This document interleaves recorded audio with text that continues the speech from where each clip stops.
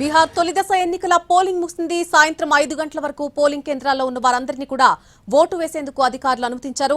మధ్యాహ్నం 3 గంటల వరకు మొత్తంగా 53% పోలింగ్ జరిగింది.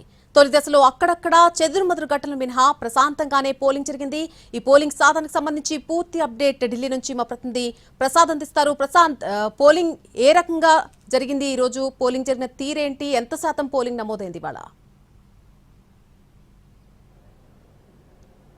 అంటే ప్రాథమికంగా అందుతున్న సమాచారం ప్రకారం 4 గంటల వరకు కూడా 58% ఓటింగ్ నమోదైనట్టుగా తెలుస్తుంది. అయితే దీనికి సంబంధించి ఇంకా ఫర్దర్గా ఇప్పటికీ 5 గంటలకు ఈ పోలింగ్ ఓటింగ్ చేసుకునేందుకు టైం ముగిసినప్పటికీ కూడా 5 గంటలకు ఎవరైతే పోలింగ్ కేంద్రం వద్ద ఉంటారో వారందరినీ కూడా వాళ్ళ ఓట్లను వేసుకునేందుకు గాను అనుమతిస్తారు. కాబట్టి ఇంకా 6 గంటలకు 6:30 గంటల వరకు కూడా కొనసాగే అవకాశం ఉంది కొన్ని చోట్ల. కాబట్టి మొత్తం అయిన తర్వాత కానీ పూర్తిగా ఎంత మేరకు ఓటింగ్ శాతం నమోదైనది స్పష్టంగా తెలిసే అవకాశం ఉంది. ప్రధానంగా ఈ తొలి విడత ఎన్నికల్లో 121 స్థానాల్లో అంటే 18 జిల్లాలలో ఉన్నటువంటి 121 స్థానాల్లో ఎన్నికలు ప్రశాంతంగా ముగిశాయి. ఒక లక్కీసరాయ్లోనే అక్కడ బీజేపీ నేత ఉప ముఖ్యమంత్రి విజయ్ సిన్హాకు వ్యతిరేకంగా ఆర్జేడీ నేతలు కొంత ఆందోళన చేయటం, ఆయన అక్కడికి రానియకుండా చేసేందుకు అడ్డుకోవటం, అదేవిధంగా ఆయన వాహనాలపై రాళ్లు విసిరేయటం లాంటి చెదురుమదురు సంఘటనలు తప్పితే ప్రశాంతంగా మొత్తం 121 స్థానాల్లో కూడా పూర్తి స్థాయిలో ప్రశాంతంగా ఎన్నికలు ముగిసినట్టుగానే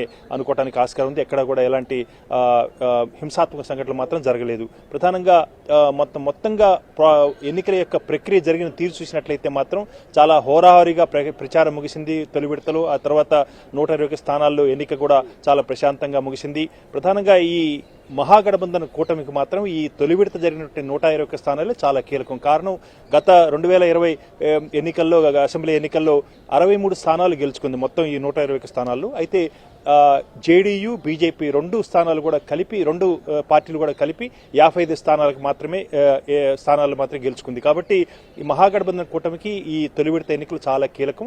దాన్ని దృష్టిలో పెట్టుకుని ఏ రకంగా ఎన్నికలు జరిగిందన్నది చూసినట్లయితే పూర్తి స్థాయిలో మనం ఇప్పుడే అంచనా వేయడానికి ఆస్కారం లేదు. కానీ మొత్తంగా మాత్రం ప్రశాంతంగా ఓటింగ్ ప్రక్రియ ముగిసింది. మొత్తం తేజస్వి యాదవ్ కానీ అదేవిధంగా 2 ఉప ముఖ్యమంత్రులు అదేవిధంగా 14 మంది మంత్రులు కూడా ఈ 121 స్థానాల్లో అభ్యర్థులుగా ఉన్నారు. వారందరూ భవిష్యత్తు కూడా నిక్షిప్తమైంది.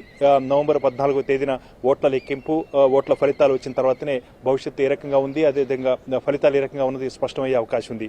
అదేవిధంగా మరొక వైపు ఎక్కడైతే బీహార్లో 2వ విడత ఎన్నికలు జరగాల్సిన ప్రాంతాల్లో చాలా ఉధృతంగా హోరాహోరీగా ఈరోజు కూడా ప్రచారం సాగింది. ప్రధానంగా ప్రియాంక గాంధీ, అదే ప్రతిపక్ష నేత రాహుల్ గాంధీతో పాటు బీజేపీ నేతలు అమిత్ షా, రాజ్నాథ్ సింగ్ కేంద్ర మంత్రి కూడా ఉన్నారు. వారిద్దరు కూడా చాలా ఉధృతంగా ఈ మిగిలిన ప్రాంతాలు కూడా ప్రచారం చేశారు.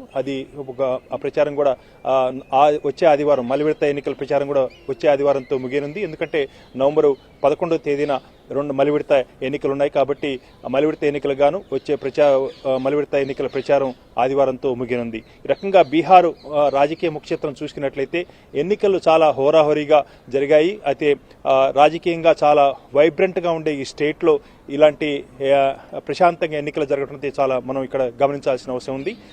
చాలా పెద్ద ఎన్డీఏ భాగస్వామ్య పక్షాలు ఉన్నటువంటి 5 పార్టీలు అదేవిధంగా మహాగఠబంధన్ కూటమిలో భాగస్వామ్య పక్షాలు ఉన్నటువంటి 6 పార్టీలు చెందినటువంటి అభ్యర్థులంతా కూడా హోరాహోరీగా ప్రచారం చేశారు. ఆ మేరకు ఎన్నికలు కూడా ముగిశాయి. కాబట్టి ఫలితాలన్నది నవంబర్ 14వ తేదీన తెలిసే అవకాశం ఉంది. ప్రస్తుతానికి మాత్రం ఎక్కడ ఒక లక్కీసరాయ్ మినహాయించి ఎక్కడా కూడా ఎలాంటి హింసాత్మక సంఘటన జరగదు. పూర్తిగా ప్రశాంతంగా ఎన్నికలు ముగిశాయి. 5 గంటలకు అధికారికంగా ఎన్నికలు ముగిసినప్పటికీ కూడా ఎవరైతే పోలింగ్ కేంద్రం వద్ద ఉంటారో వారందరినీ కూడా వారు పూర్తిగా వారి ఓటు హక్కును వినియోగించుకునేందుకు గాను సమయం ఇస్తారు. ఆ మేరకు ఆ సమయం కూడా 6:30, 7 గంటల వరకు కూడా కొనసాగే అవకాశం.